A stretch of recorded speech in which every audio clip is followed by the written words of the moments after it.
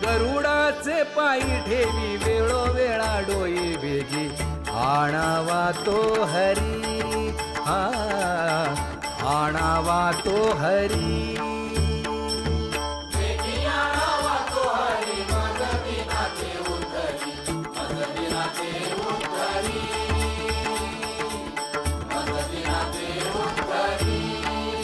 bye लक्ष्मीच्या हाती